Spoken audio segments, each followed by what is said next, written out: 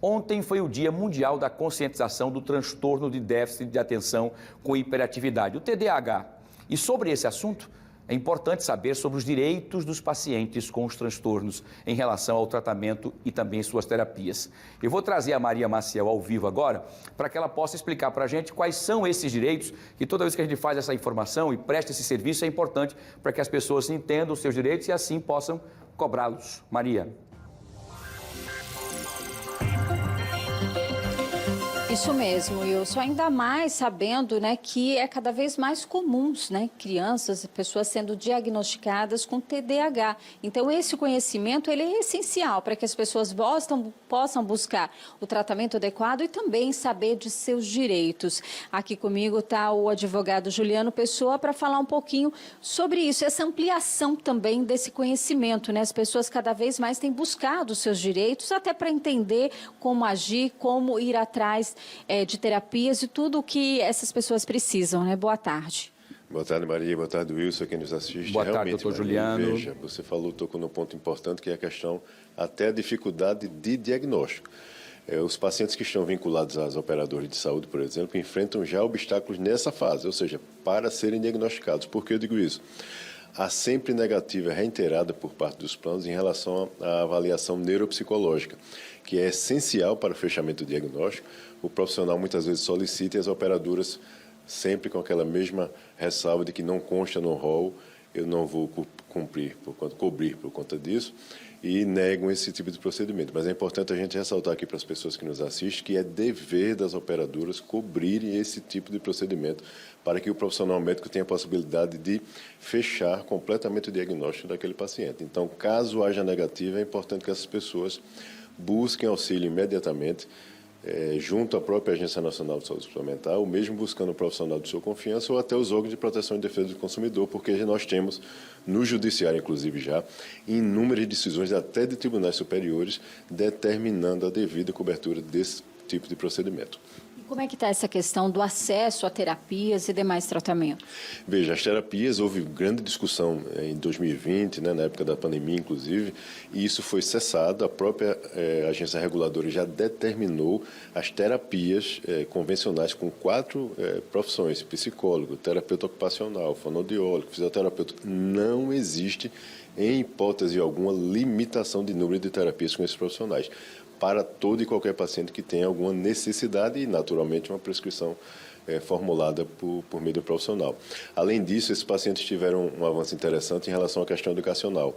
Em 2021, nós tivemos uma lei bem interessante que determina que as escolas de educação básica, sejam públicas ou privadas, elas tenham toda uma assistência especial para esse paciente, e de repente até visualize aquele educando ali na sala de aula e consiga, de repente, visualizar algum indício que enseja uma avaliação mais específica. A lei prevê, inclusive, Maria, que haja uma capacitação dos professores da rede para que auxilie esse tipo de identificação necessária para poder encaminhar, se for o caso, esse aluno, para um serviço de saúde e aí sim se tomar todas as medidas em relação aos exames complementares para poder fechar o diagnóstico.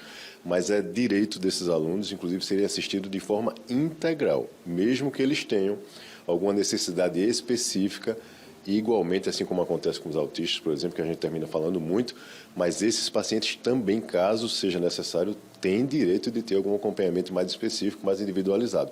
Tudo a depender, naturalmente, do caso concreto e da avaliação do profissional que acompanha.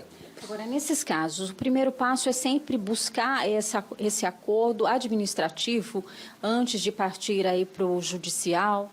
Exato, é o recomendado, pelo menos oportunizar, vamos dizer assim, especialmente em relação à rede privada, que a operadora de repente cumprir o seu dever, que é fazer a cobertura desse tipo de tratamento, desde o exame para diagnóstico até os tratamentos complementares, de terapias e outros tratamentos que são também necessários.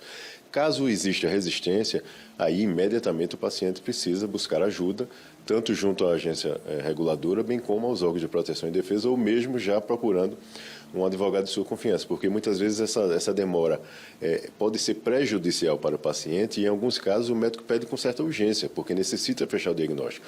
E aí, se houver essa urgência, pode até ser possível o pagamento desse exame, principalmente em relação a avaliação neuropsicológica, o pagamento e depois a solicitação de reembolso.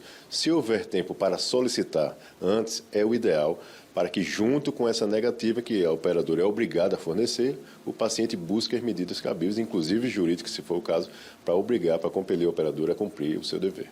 Bom, o preconceito ainda é um obstáculo, né? Como é que a gente está em relação à discriminação? Isso a gente tem melhorado?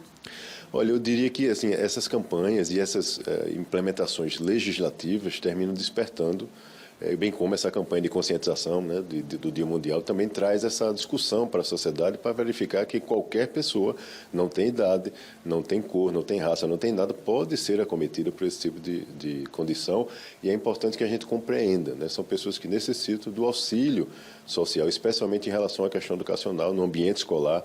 A escola precisa ter esse ambiente inclusivo e dar todo o suporte necessário para que essa criança se desenvolva o máximo possível dentro da sua capacidade, das suas limitações particulares. Então, a gente não pode conceber qualquer movimento contrário a isso. Inclusive, Maria, foi bom você tocar nesse ponto para a gente ressaltar aqui.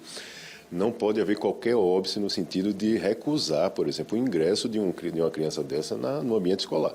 Se a escola fizer esse tipo de prática, pode ser caracterizado, inclusive, como crime, esse tipo, com previsão legal, esse tipo de obstáculo para você não receber. Ou seja, trata-se de uma postura totalmente discriminatória e naturalmente vedada pela legislação. Okay, obrigada, Juliano, pelas informações. A gente tem esses avanços, mas é preciso sim que a gente continue falando sobre o assunto, discutindo, levando esse conhecimento a toda a população para que elas tenham consciência desses direitos. É com você aí no estúdio, Wilson.